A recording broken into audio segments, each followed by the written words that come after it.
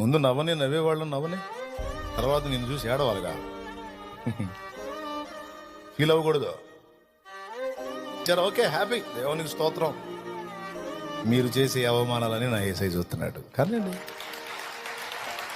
పంచుకోండి, నవ్వుకోండి, అనుకోండి. ఏమైంది? నాకు తోడై ఉన్నవాడు ఎవరో ఉన్నాడు కదా, నా ప్రభు. ఆయనే న్యాయం తీరుస్తాడు. ఏమైంది? ఘనతను బట్టి పొంగిపోవటం కాదు, తృణీకారాన్ని బట్టి పొంగిపోవటమే దేవుని బిడ్డ లక్షణం. రివర్స్ మంది అంతా ఘనత వచ్చిందంటే కృంగిపోవాలి. వామ్మ, ఏంది నాయన, నేను మయంపరచబడుతున్నాను, ఏంది నువ్వు కదా మయంపరచబడాలి. తృణీకారం వస్తేనే పొంగిపోవాలి. ఎందుకంటే తృణీకారం వచ్చింది అంటే దేవుని దగ్గర నుండి సన్మానం లభించింది. Download ShareChat.